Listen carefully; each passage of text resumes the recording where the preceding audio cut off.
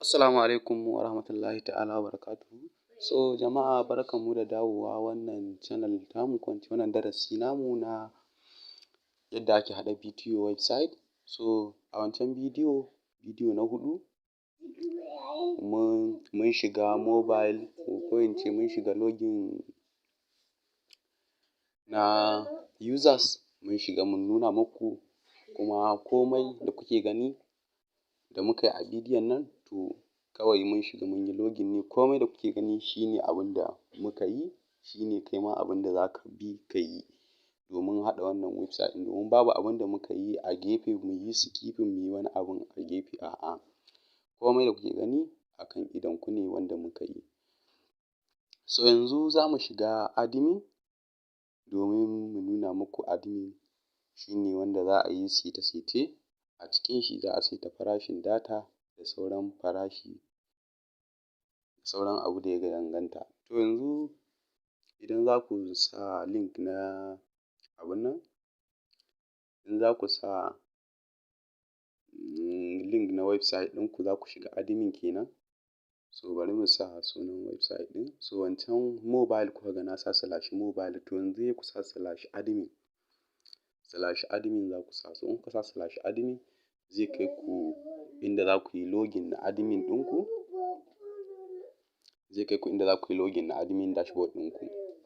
So kamar yadda kuke gani ina ma da login ɗin, so kawai ya riga ya kawo ni direct ya kawo ni, bai tsaya wani abu ba. Wannan shi ne login admin na wannan abun nan ɗin da muka ƙirƙira. Ga nan za ku ga mai abun nan ɗin wanda ya sayi abun nan hosting da domain ɗin, ga nan Ibrahim Yusuf.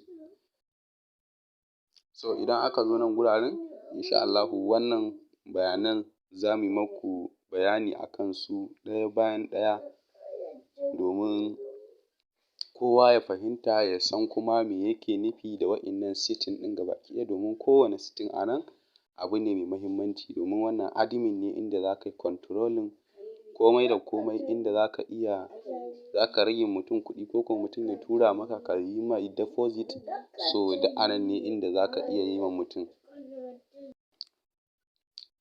So yanzu ba sai na cika ku da surutu ba, dole ana buƙata, ko da yake kafin a kai wajen yanzu dai bari mu fara da mataki na farko, system users. So bari mu buɗe system users ɗin domin kowane mu maku bayani a kan shi dalla-dalla.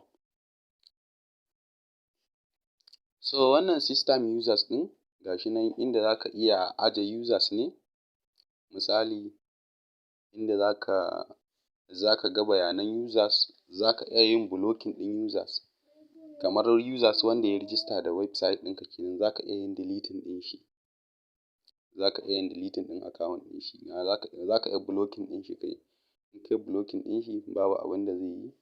Za kuma ka iya misali ya manta password ɗin shi, za ka zo ka nemo mai password ɗin shi kamar yadda kuke gani, za ku iya zuwa ku nemo mai password ɗin shi.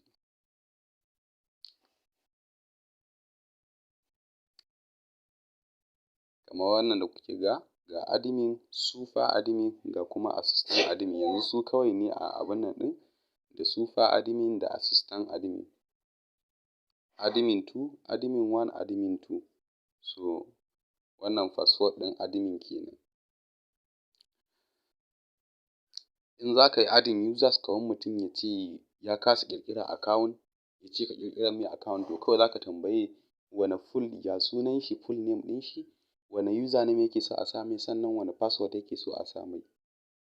Sannan nan guraren admin kake so ka aje shi, idan kana so ka ƙara admin kai, nan guraren ne inda za ka ƙara admin.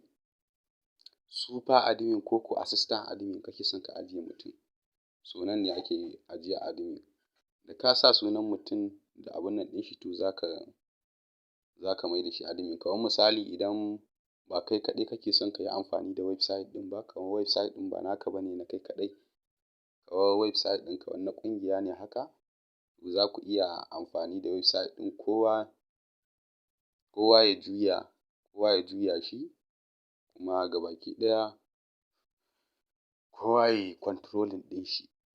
ana controlling ɗin shi a tare. So wannan system users ɗin nan dai so waje ne inda za ka je ka ƙara admin. Sai kuma wannan inda aka sa subscribers. So wannan subscribers dan new use. So wannan subscribers shi ne wajen users kenan. Users waɗanda suka yi register. To nan gashi za ku ga account ɗina da na yi register ɗazu na buɗe a wancan tutorial ɗin na 4 na buɗe account. To gashi za ku ga account ɗin nan shi ne nan guraren. Shi ne nan account ɗina. So zan iya sa ma kaina kuɗi. Misali idan ina so in sa kuɗi zan iya yi ta nan, sannan ina so in cire zan iya yi ta nan. So ba ma sai na nuna muku ta nan ba, akwai inda za a je a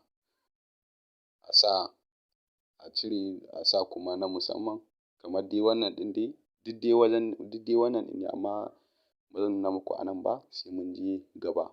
So nan kuma in za ka yi misali users kamar dai wancan da na ce muku shi wancan admin ne, wannan kuma in za ka yi creating users wanda zai yi amfani da wannan account ɗin application ɗin naka domin ya fara sayar da data ya kasa register, sai ya baka sunan shi, sunan baban shi da email ɗin shi da phone number shi da password ɗin shi da state ɗin shi. Za ka mai creating ɗin account. Da zaran ka sa wannan ka sa add subs, to za ka yi creating ɗin, za ka ƙirƙira mai sabon account wanda sai dai kawai ka ba shi password ya je ya yi login. So sai kuma mu je create users.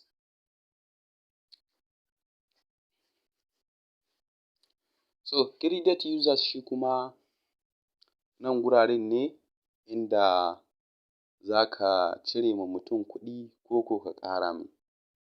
Create shi nan inda za ka ƙara ma mutum kuɗi kenan. Kamar misali idan kana so ka ƙara ma mutum kuɗi kamar kawai za ka ɗauki email ɗin shi ne. Ni bari in sa email ɗina da na buɗe wancan account ɗin. So za ka sa adadin kuɗin da kake so ka sa mai. Ko nawa kake son ka sa mai. Sai ka sa dalilin da ya sa za ka sa mai kuɗi. So sai ka yi update wallet.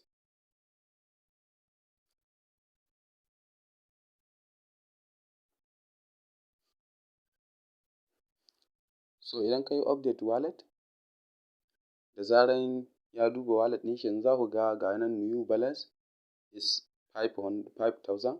So yanzu balance ɗin shi 5,000 ta hau. To in kuma zan cire zan sa email ɗin shi. Zan sa email ɗin shi ne kawai.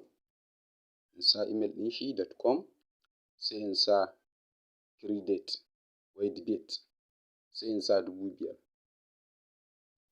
Ko nawa ne fa ba wai dole sai 5,000 ba, kar ku ga ina sa 5,000 sai ku danna update. Create in za ka ƙara wa mutum, debit kuma in za ka rage wa mutum.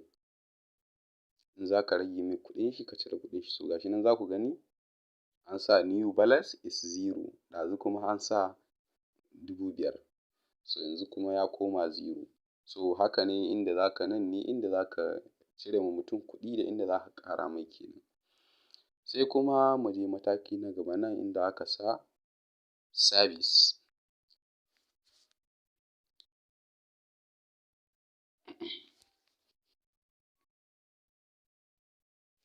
So nan inda aka sa service bari za mu ɗan taƙaita a nan guraren.